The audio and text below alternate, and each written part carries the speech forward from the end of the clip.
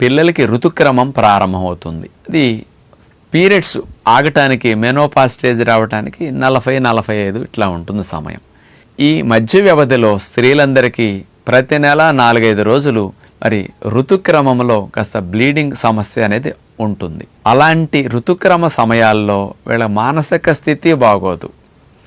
Bleeding problem వల్ల కొంత కడుపు నొప్పి ఉంటుంది, ప్రేగుల్లో క్రాంప్స్ ఇట్లాంటివి వస్తూ ఉంటాయి.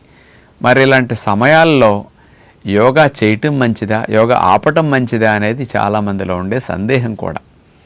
మరి స్త్రీలు బ్లీడింగ్ ఎక్కువ అయ్యేటప్పుడు ఆ 4 days యోగ విద్యను మానేయటం మంచిది, పూర్తిగా మానేయటమే మంచిది. ఎవరికైతే బ్లీడింగ్ సరిగా అవ్వట్లేదో, నాకు అసలు నొప్పి లేదు, అసౌకర్యం లేదనుకుంటారో, పొట్ట మీద భారం పడకుండా తేలిగ్గా సులభంగా చేసుకునే కొన్ని ఆసనాలు, కొన్ని సులభమైన ప్రక్రియలు వారు అభ్యాసం చేయొచ్చు.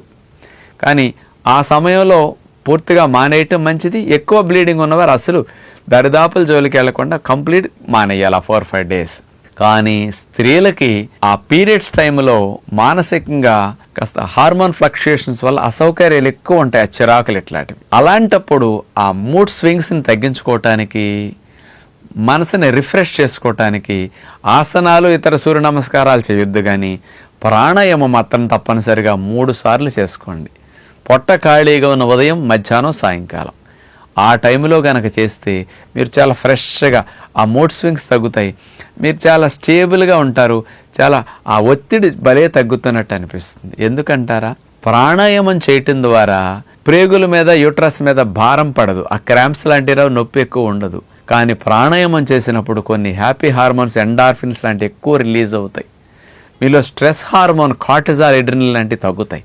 అంచేత పెయిన్స్ కూడా మీకు తగ్గటానికి, ఈ మనసుని రిఫ్రెష్ చేసుకోవటానికి 15 గంట ప్రాణాయామం చేస్తే మీకు చాలా చాలా యాక్టివ్గా, ఎనర్జెటిక్గా అనిపిస్తుంది అనమాట. అందుకని ఆసనాలు, సూర్య నమస్కారాలు మానేసి ఇలాంటివి చేసుకోండి అని పీరియడ్ సమయంలో ఉండే స్త్రీలందరికీ విజ్ఞప్తి.